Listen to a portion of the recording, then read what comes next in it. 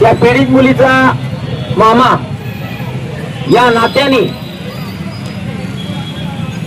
प्रशासनाला एकच सांगू इच्छितो की जर का तुमच्या न्यायाची तलवारीला जर धार अजून शिल्लक राहिली असेल तर त्या नराधमाला फक्त एकच शिक्षा, ती म्हणजे फाशी.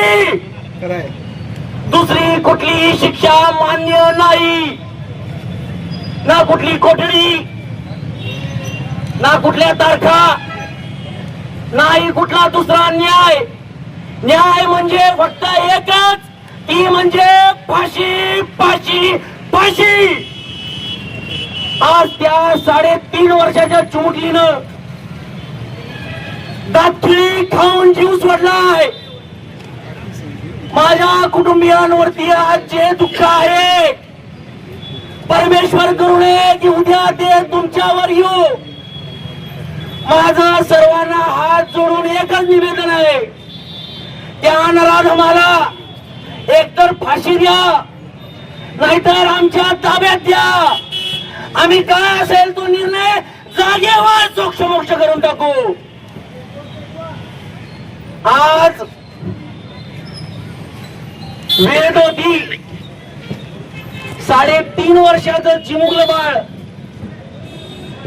स्वतःच्या आजीच्या घरी 3 दिवस उन्हाळी सुट्टीसाठी गेलं होतं. त्या नराधमाने तिथे येऊन तिला फूस लावून तिच्यावर लैंगिक अत्याचार केला. तिच्या तोंडात बोळा कोंबला. आवाज बाहेर जाऊ नये म्हणून तिच्यावर वार केले.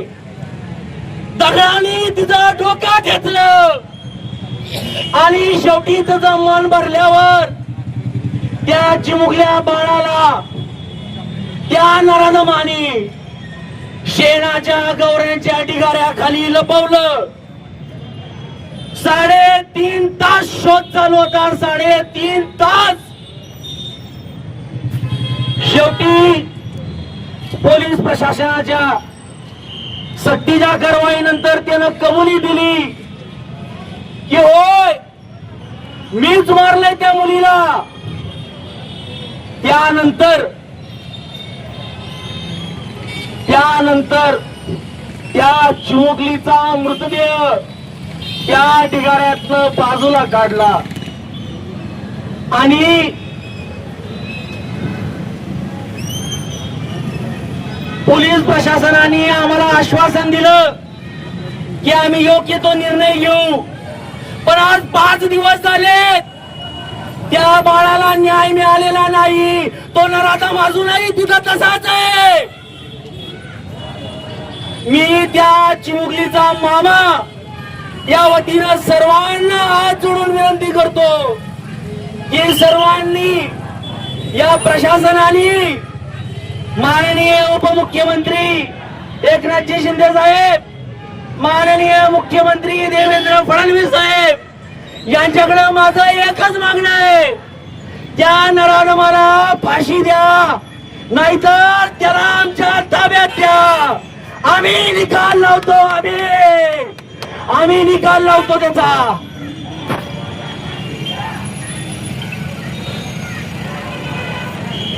फक्त माननीय प्रशासन आणि वरिष्ठ अधिकारी यांना संपूर्ण कुटुंबाकडून विनंती आहे की त्या नराधमाला लवकरात लवकर शिक्षा फक्त फाशीचीच व्हावी.